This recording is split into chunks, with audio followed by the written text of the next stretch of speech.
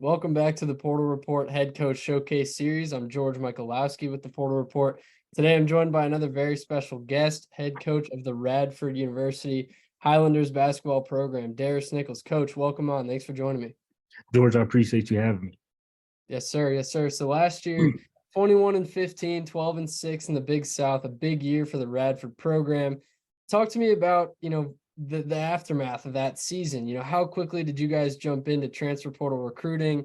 How quickly did you, not forget about last season, Yeah. but move on to this next upcoming year? I think you have to kind of forget about the previous season fast now because I think before this transfer portal, good teams were usually formed in the fall. Now I think you can form a good team in the spring. And so for us, we had a lot of one year guys this past year. So we knew who was definitely out. So that helped us. Sometimes, you may have a freshman or sophomore, you don't know if they're out. And for us, having a lot of one-year grad transfers, it helps clarify a lot of question marks in your roster.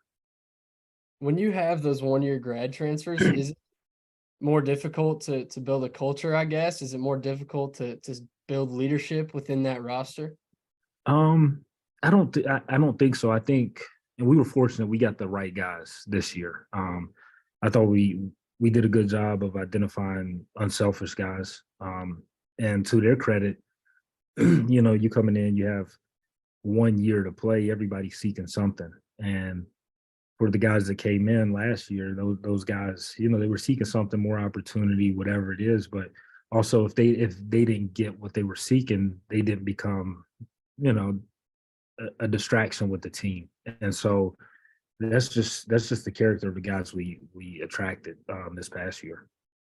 Right, and then this season, you guys jumped right into it, right in the beginning of portal season. I think on day 2, Chandler Turner entered the portal. Yeah, The second day that it was open, 6'7" wing out of Detroit, 8 points per game last year at Bowling Green. He entered right away, like, right on that second day that the portal was open. yeah. How crazy was that time for you guys, and how did that recruitment play out? It's different because sometimes the guys that enter the portal early, sometimes they get lost in the mix. Right. Um, because it's like new names popping in there every hour on the hour. And so sometimes we'll go back and we'll resurface and try to figure out who entered early, but who still hasn't made a decision. So I think with him, he had set up some visits, and then the kids were going to the school right when he was getting ready to go on a visit. And so he had been, burned a few times. So for us, it was like, we need that position. He's a good player, great student. So let's go all in on Right, and obviously you guys lock up the commitment there. What kind of it. impact do you see him having on this year's team after putting up great numbers, in the MAC? I see him having immediate impact, and that's the thing that you got to understand when you're recruiting guys with 1 year is that that's what they're looking for as well. So it has to work out on both sides. So for us, I just like his versatility. He can play inside, he can go outside. So I think he could be a mismatch problem, and I like his toughness. Gotcha, and then obviously another addition you guys brought in, Josiah Harris out of St. Yeah, Francis, Brooklyn. Josiah, out of the 1,700 plus players that entered the portal this year, Josiah was the number 19 rebounder in the yeah. transfer portal. So one of the top rebounders, out there available at any level. Obviously, you love the experience. 9 points a game, 8.8 rebounds per game last year at St. Francis. So how important was that, getting a guy that can clean up the glass at the D1 level?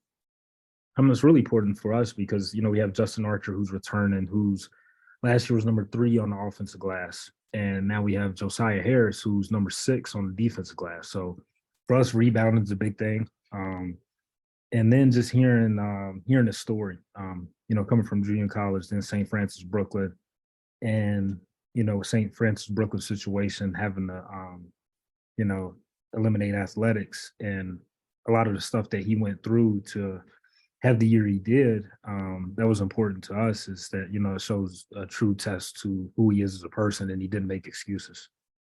How do you, get that story out of him? How do you judge character when this recruitment is, essentially much quicker than a normal high school recruitment? How do you get to know the kid? Um, what we've been doing, and I've done it over a number of years, is just getting questions, and I try to get questions from some NBA guys that they ask in NBA combine interviews, and those questions make players dive a little deeper into their answers, and you can kind of get a better evaluation when you ask better questions. So that's been the emphasis on us, because in this transfer portal, it turns into speed dating real quick. So Right. you have to get to the bottom of who people are, what makes them tick, what is going to make them better. You have to get to the bottom of that fast. Right. It's a really interesting process for a lot of guys. We've talked to a lot of coaches, and that interview process has become a real thing. It's like Right. you have to get to know these guys. You don't want to bring in a guy who's going to eventually tear down the program, who's going to jump right back in the portal. You got to look for that character. So another guy you guys brought in this time from the D2, portal from Yeah. Lenore Ryan, TJ Nesmith, 6'9", 16.7 points per game. You've seen him play, you've watched his film. I believe your guys just got to campus this past week. Is that right? Yeah. Yeah. We haven't seen them work out yet, but they just got to Okay. campus this weekend. I got you. So you're getting to know these guys, you're getting to know TJ. How do you think at this point in the summer, how do you think his game is going to translate to the Big South? I like his versatility. I like his length and athleticism. I think our front court, compared to last year, is a little more athletic, a little more versatile. So that was the emphasis for us. And year three was get more athletic in the front court. So I think he's one of those guys. He can put it on the floor. He can step outside and shoot. So we really like what we think he can bring to our program. This time, a guy in the backcourt that you guys brought in, rounding out your incoming class, Truth Harris from Yeah. the junior college ranks out of Indian Hills, who seems to produce all these D1 guys every single year. Truth, 6'2" guard, 9.4 points per game last season at the JUCO level, just under 20 minutes a game. So great production and not too much time.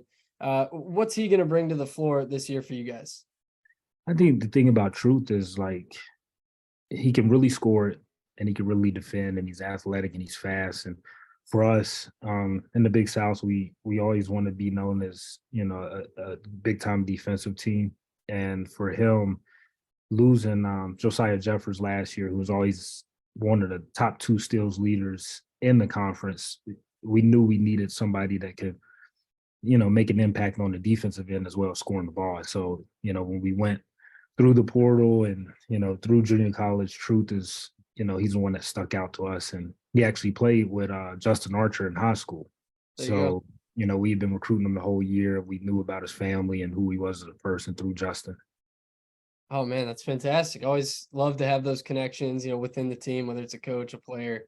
That's big time. So we'll wrap this up here. I got a few more questions for you. I want to ask you about August. You guys are heading to Tokyo for the Yeah. World University Basketball Series. What are you most excited about for that trip and for your guys?